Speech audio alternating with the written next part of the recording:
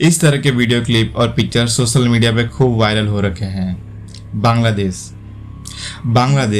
जिसकी तकरीबन आबादी 17 से 18 करोड़ है, जहाँ पे डिफरेंट एथनिसिटी के लोग रहते हैं, जो कि टेक्सटाइल सेक्टर में one of the largest producing country in the world है, जिसका भारत के साथ हमेशा कंपेयर कर कहा जाता है कि बांग्लादेश का पर कैपिटा इनकम भारत के पर कैपिटा इनकम से ज़्यादा है।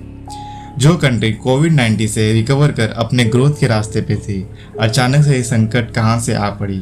आइए, वैसे किसी भी कंट्री के क्राइसिस से गुजरने के बहुत सारे कारण रहते हैं, जैसे कि पॉलिटिकल, सोशल, इकोनॉमिकल इशू। पर आज हम जो बात करने वाले हैं वो इमीडिएट कॉज की बात करेंगे। In context of Bangladesh, the immediate cause student protest. आइए इसे एक टाइमलाइन के माध्यम से समझने की कोशिश करते हैं। इन 1971 द बांग्लादेश लिबरेशन वॉर के रूप में बांग्लादेश एक नई कंट्री के रूप में उभरी। ठीक उसके एक साल बाद 1972 में उस समय के current prime minister Sheikh Mujibur Rahman quota system introduce किए, जिसके तहत 30% जो सीटें थी वो डिसेंडेंट ऑफ फ्रीडम फाइटर के लिए रिजर्व कर दी गई, और यह सिस्टम सालों दर सालों चलता आ रहा था। 2018 के आसपास एक फिर स्टूडेंट प्रोटेस्ट हुआ, जहां पर शेख हसीना की गवर्नमेंट ने यह डिसीजन लिया कि ये abolish all form of reservations, और यही चलते चलते जून 2024 तक हाई कोर्ट ने इस कोटा सिस्टम को रिटेन किया और reserve 56% seat for the specific group.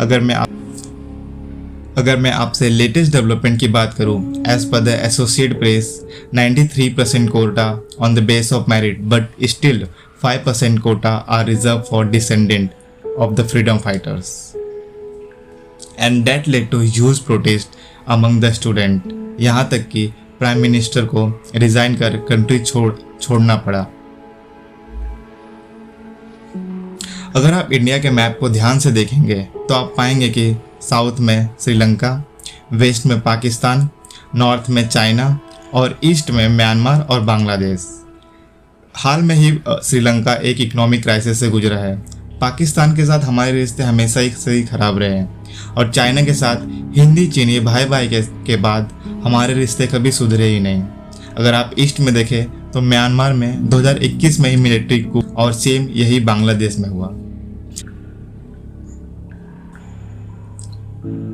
तो आइए अब हम इसके इम्पैक्ट के बारे में बात करते हैं। तो सबसे पहला इम्पैक्ट में हम देखते हैं रिफ्यूजी। बांग्लादेश में अनस्टेबिलिटी के कारण लोग वहाँ से इंडिया की ओर माइग्रेट करेंगे, और ये कहीं ना कहीं क्रॉस बॉर्डर टेररिज्म को प्रमोट करेगा, जो कि आगे चल इंडिया की सिक्योरिटी को चैलेंज करेगा। दूसरी कैटेगरी में हम ट्रेड को रखते हैं। वैसे तो बांग्लादेश के साथ ट्रेड 16 से 17 बिलियन का है, पर यह ट्रेड इसलिए ज़रूरी है कि इस ट्रेड में भारत हमेशा सरप्लस में रहता था। मतलब कि हम एक्सपोर्ट बहुत ज़्यादा करते थे इंपोर्ट के मुकाबले। और अब हम थर्ड कैटेगरी की बात करें तो माइनॉरिटी कम्युनिटी। आप इस बात का अंदाज़ा इसी से लगा सकते हैं कि देश के प्रधानमंत्री को ट्वीट कर स्पेसिफिकली टर्म मेंशन करना पड़ा, हिंदू एंड अनदर माइनॉरिटी। तो आइए अब हम इंडिया और कई अन्य कंट्री का स्टैंड्स देखते हैं कि बांग्लादेश को लेके उनका क्या पोजीशन रहा है।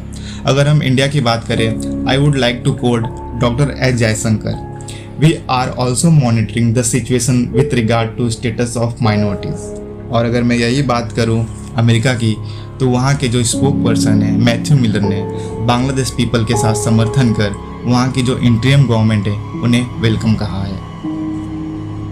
नमस्कार दोस्तों, if you like this initiative please hit the subscribe button